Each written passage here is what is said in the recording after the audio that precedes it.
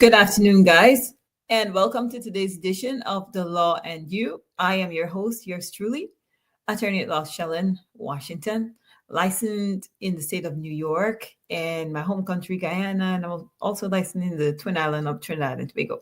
Welcome this afternoon, guys. And today we are going to be discussing a topic which I know is going to be of importance to some of you who are watching today. And I would like to remind you guys, for those of you who have been following my show, there's a library of older shows that you can go refer to if you're experiencing any legal issue that you think this firm might be of help to you. And as I said before, this program is usually brought to you by the Washington Law Firm, office located at 455 Utica Avenue in Brooklyn, New York. Guys, there's free consultation. So if you have a legal problem, any sort of issue that is related to the areas of practice that we do, you could just give us a call, 718-877-3100. Consultation is, as usually, it's free, no cost, free 15 minutes consultation. So guys, just go ahead and give the number a call. The number is across the screen there. And this program, The Law and You, is brought to you by my firm, Washington Law Firm. So today we'll be discussing, continuation of a topic in divorce, which I believe is relevant to a lot of people. I've discussed it before, and we're going to discuss it again today. For those of you who have been married, I know there are situations with people who've been married for some time. You've been married and you live in the state of New York. Maybe you've been married for decades now, I don't know. But this has happened a lot where people get into a marriage, they get involved in a marriage, and then the parties go their separate ways for whatever reason. I'm not going to speculate, and the reason for them separating is not of importance to me, but it's more important to them. But if you're in a situation where let's say you were married, and for some reason, it didn't work out. You and your spouse decided that you're going to go your separate ways. Your spouse maybe moved to Arizona or even moved back to their home country. And you're having a problem as to how to locate your spouse. You don't know where your spouse is. You can't locate your spouse.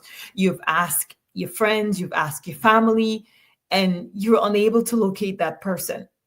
And you've gone to attorneys, and attorneys have told you that they can't help you because they don't know how to get you a divorce unless you're able to locate your spouse and to serve your spouse.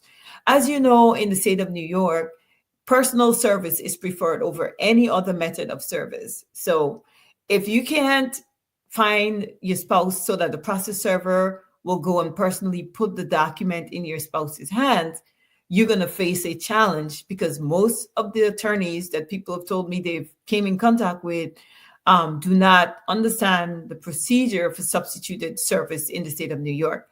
Now, let's say your spouse, for instance, you're an American citizen and you marry somebody from a foreign country and the person was not legal in the United States.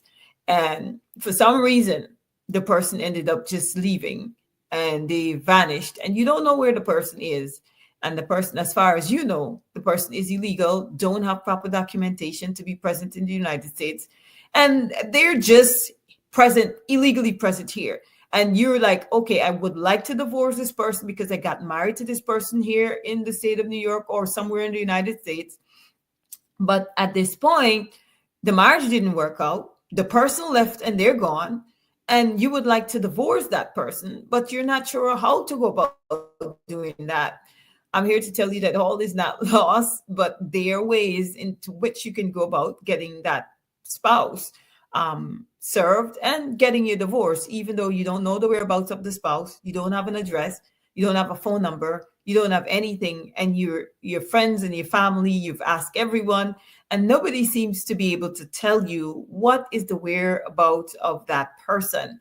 Now, the first thing you're going to have to do, if you're in that situation, I would advise you not to attempt to file the divorce pro se. And I've explained before what the term pro se mean, because some of you have been watching this show, and unlike Guyana's system doesn't permit too much for litigants to be able to represent themselves. And even if you attempted representation on on your own behalf, the system is so closed that it doesn't permit you give you the tools, the necessary tools to be able to maneuver the system and to be able to file things on your own without the help of an attorney.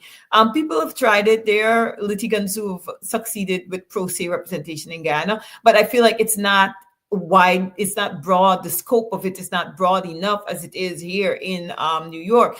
In New York, we actually have a self-help center to allow people to go file things pro se, and they have people who understand the system that they can explain it to you so that they give you the correct forms and explain what you have to do so that you can try and attempt to do things on your own. But substituted service is not something that I would advise anyone to attempt to represent yourself pro se. There's a reason for that. Now, if you can't find your spouse, there are certain procedural steps that you have to first go through. Then you'll be able to get the substitute service. If you attempt it in the first instance, because let's say you file the divorce pro se, and you know that your spouse, the whereabouts of your spouse is unknown, right? You already know this. And you say to yourself, because I know, I'm just going to go straight and try to ask the court to give me substitute service and to get this person served some other method. Most likely you will fail because there are certain procedural aspect of it which is not known to everyone. So everybody's not going to be able to do it. Now, in the case of a litigant who is married to an illegal person, the person is not legally present in the United States. You're going to have to take some steps. Like, you're going to have to ask questions. You're going to try to contact people who knows this person. And if all of those methods fail and you can't find them, everyone said, we don't know, the person could be dead, they could be alive, we just don't know if they're going back to their home country. No one seems to know. Then the second step is you're going to do something that is called a skip trace search. Now, if you have not necessarily a social security number, because we really don't expect an illegal person who's illegally present in the United States to have a social security number, but you do expect that person is going to have a date of birth. So what you can do is take the date of birth and you can order a skip trace search on that person. You use that skip trace and you may be able to identify or, be able to locate the person on the skip trace. If the skip trace does not work, which sometimes it doesn't, it's not a guaranteed, right? If it doesn't work, then there's another procedure you can use to locate that person. If you're still not able, then the next step, you're going to file a motion. But in your motion, you're going to have to prepare what is called a fact affidavit to the court, explaining to the court all the steps you've taken to determine the whereabouts of that person. And then you're going to tell the judge, despite all your efforts, you were not able to locate that person. And therefore, you're asking the court to grant you an order permitting you to do substituted service. And the substituted service, if you don't have the phone, so you can't serve the person by the phone, you don't have any single opportunity to serve them anyway whatsoever, then the motion is the best way. And then the court is going to allow you to do service if you have Facebook, or you can use the newspaper. Some people do have Facebook, So they're not necessarily,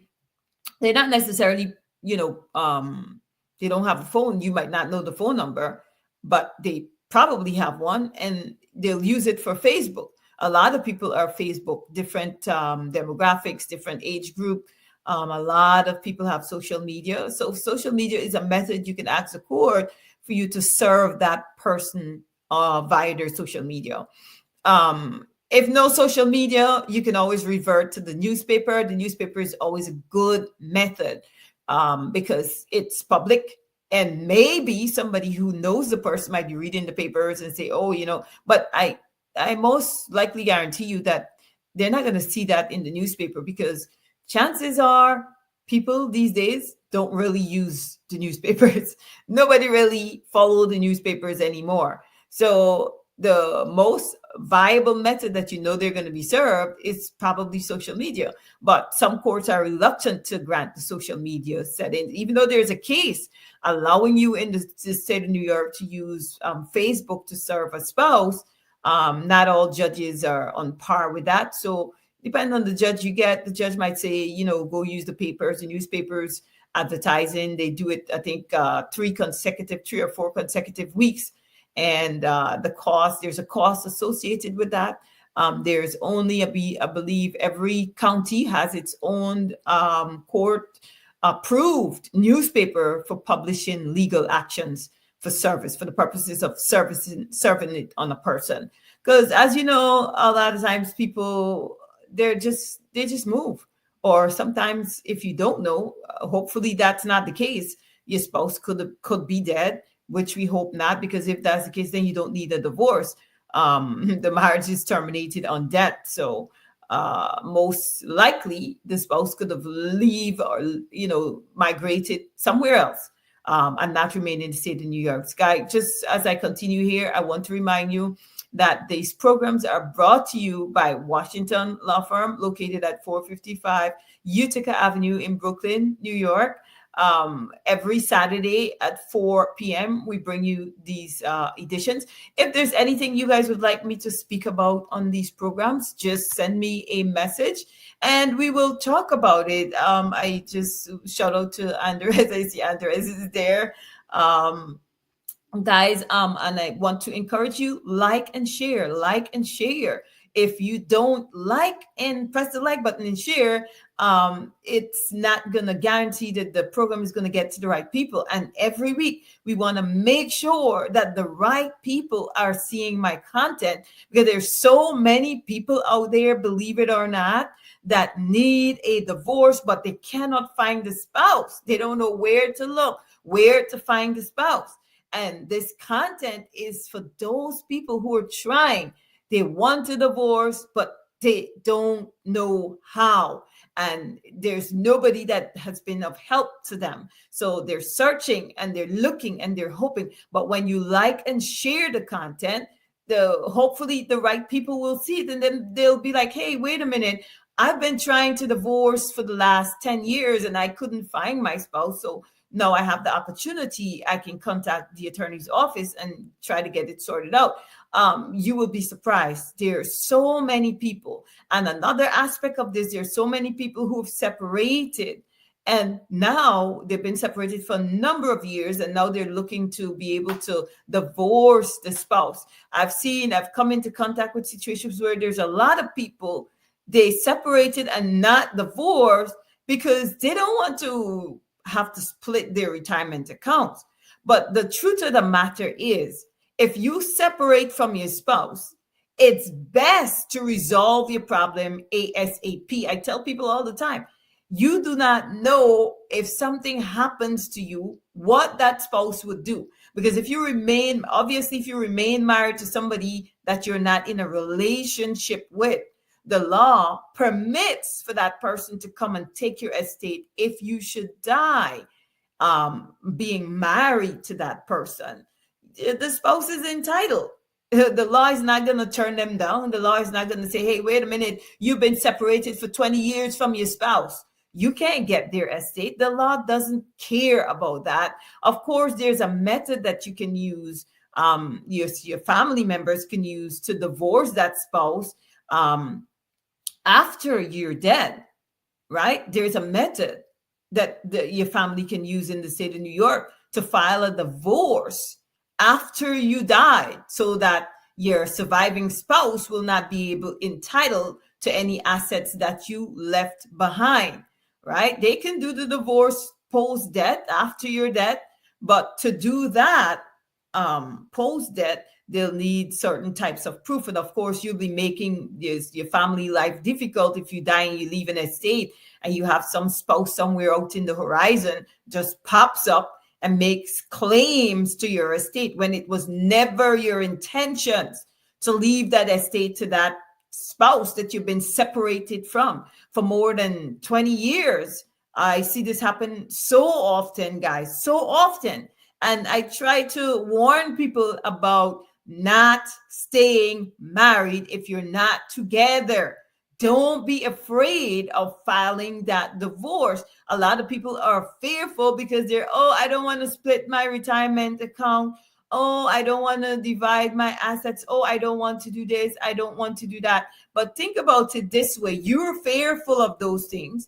But if something should happen to you in the interim, or you, let's say you get a windfall, let's say you separated from your spouse 5 years down the road, you win some judgment that give you $4 million or even more. And after you win that $4 million, let's say about 2-3 years after that, something really bad happens to you. What happens to your estate? Do you think your children are going to be able to come and claim all of that estate? Or do you think your mother or whoever survives you that you really care for and you want those people to benefit from your estate, do you think they'll be able to come and claim the estate wholeheartedly? No. Chances are that spouse that you left behind is going to step right in to swoop up on their portion of that $4 million that you got, right? So you got to be careful, because you can't tell if, after you separated from that person, you might become a millionaire, and then if anything happens, that spouse is still legally entitled to make claims to your estate. And the only thing that can save your family, the only savior for them, is if they decide to file a divorce, you're post death, or if you're incapacitated, they can file that, try to get guardianship and try to file that divorce for you. So to avoid difficulties or to avoid issues, I would advise you guys, I would encourage you guys to just make sure at all times that you secure yourself with a divorce, secure yourself by making sure that your assets is safe, secure yourself by make sure you close a chapter in your life, like take care, handle your business. Guyanese people say, handle your business, take care of your business. Don't leave things hanging over your head, because you don't know what the future holds. All you know is that you can take steps now, take all the precaution now to ensure that whoever you care about, and if you become a millionaire or if you're already a millionaire, because I know some people might be listening that might already be a millionaire, you put your affairs in order. And if you separated from your spouse and you became a millionaire after you separated, you still don't need to be afraid, because the 10 years that you've been separated from, you will be able to, show the court that, listen, this person haven't contributed anything towards my success. We've been separated for 10 years. We live apart. This is my address. This is her address, or vice versa, for the past 10 years. And, she cannot claim any rights, title, or interest in my affairs, in my estate. You got to protect yourself. Another thing is, once people need to know that there's a cutoff date for your spouse to be able to claim anything that you are entitled to. The cutoff date is the date of the filing of your divorce. So let's say you file a divorce on January 2nd, and then you die on January 15. The person dies on January 15. The family can continue the divorce, and the spouse will not be able, anything that the person, let's say the person wins by some stroke of luck, win the lottery on January 5th. They win the lottery on January 5th. Their spouse will not be able to claim that money, because the cutoff date is the date of the filing of the divorce. Okay. Now, just make sure, guys, You understand that all is not lost if you're married to someone and you would like to divorce the person because you've been separated. You've been separated. And the person has gone their way and you've gone your way. You've moved on. And you need to, maybe you want to remarry. Maybe you found somebody else and you would like to remarry that person. In order to give yourself that ability to be able to marry again, you got to divorce because, bigamy is a crime and you don't want to be the one committing bigamy. You don't want to be the one engaging in a second marriage while you're still married to somebody. So don't just sit on your problems. Don't just sit on it. Just get up, call the number on the screen, 718-877-3100. Call the number, right? And we'll see how best we can get you that divorce from your spouse that you've been living apart from for so many years. Like I said, guys, people marry for various reasons.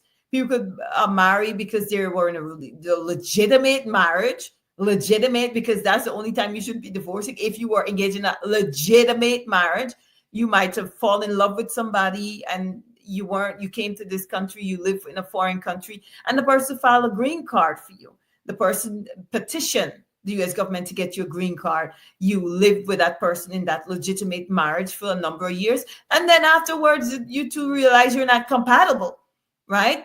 And this compatibility thing happens a lot, believe it or not. I've seen so many people from foreign countries marry American citizens. You understand? Because they came to a foreign country and what was available for them romantically? Some American. So they married an American citizen, right? And then they realize like 4 or 5 years down the road that they're not compatible with each other. Because let's face it, you're coming from different cultural background. People have different desires, needs, wants. And a lot of times you marry people that might not always end up being compatible with you. You might be soft nature, you might be kind, and you might not understand the culture of somebody who is just brash and blunt and very arrogant. And it might not work. And it's okay. It's okay. Then you can just come and get that divorce filed and say, well, you know what? I married this person. It was for legitimate purposes. I went into that marriage in good faith. It didn't work out. And that is fine. You file the divorce and you move on with your life. And there's no stigma attached. Don't let people force you to believe that, oh, it's the end of the world if you have to divorce. It's not. It might be the beginning of good times for you because some people are stuck in some really bad, messed up situation and they would rather sit there because a church advised them that, oh, no, you shouldn't get divorced. The Bible is against divorcing. No, don't do that to yourself. Don't short yourself. Don't rob yourself by allowing people to tell you that a divorce is bad. Sometimes people are just not good for each other and they're toxic. Rather than being in a toxic situation, just call the number 718-877-3100 and get it over with. Get the divorce. Or, if it's a situation where it is not just it's not a compatibility issue, but you guys just separated. You just gone. She gone east, he's gone west. Just get the divorce because you never know. Tomorrow you might be a millionaire. You might struck gold, and if you do, you don't want somebody coming out of the blue, out of the wind, and saying, "Okay, you know what? I need my portion of your estate because now I see that you're a millionaire. I see that you became wealthy. I need what my portion of your estate should be." No. If you separated from somebody, they're gone, or you decided that the marriage is no longer viable, right? Move on, get the divorce going, and end the situation. Terminate it. I've advised you guys on earlier videos that you have other options like a separation agreement, and I always preach prenuptials. I preach that to people that that's the safe thing to do. Even if you're an immigrant coming to the United States, don't sell yourself short by thinking if you married an American, that American is much more valuable than you. No, do not short yourself. A lot of immigrants come to this country, and because they're hard workers and smart thinkers, they were able to build very successful businesses and became wealthy. So don't short yourself by thinking, oh, you're marrying an American, the person might be more marketable than you. Do not short yourself. A prenuptial is safe. You're protecting yourself, protecting your assets, protecting it to build generational wealth. Generational wealth is only built when you could keep the wealth in one place. Don't let people deceive you, because every time you have to split your assets, split it down the middle, you're reducing it. You're making it less available for the generation that follows you. But if you always consolidate and keep your assets in one place, keep it and just keep building and growing it, guess what? You'll be able to leave your legacy, your assets behind for those who will follow you. And even if you don't have children, you might be able to leave it to a niece or a nephew or somebody who can inherit it after you and make good use of it. Guys, don't forget, click the like button when you watch this video and share the button. Comment on the video, share the video so that the right people will be able to see this content. Guys, thank you for joining today's edition of The Law and You. I will be back again next week at 4 p.m. Saturday. So guys, join me every Saturday for The Law and You, and tell your friends, refer us to your friends, your neighbors, your family. Share the information so that the right people will be able to get this information. And if they're going through something similar or even need advice in something other than divorce, but it's relevant to the areas of law that we practice, give them the number, tell them to give us a call, 718-877-3100. Thank you guys, and I do hope that you guys will enjoy the rest of the weekend. And for those who are celebrating Martin Luther King Day on Monday, I want to wish you a happy Martin Luther King Day on Monday. And if you're staying home, I do hope you stay home and have a really great Monday. Or if you're working, for those people who are working on Martin Luther King Day, I still hope that you do have a great day on Monday. Thank you so much, guys, for joining. And thank you so much for the likes and the share. I appreciate all of you who have been supporting our business. Thank you so much. I do appreciate you. Thank you, guys. And do have a rest of your weekend. Thank you, and the rest. You guys stay safe and do enjoy the rest of the weekend. See you next week, same time.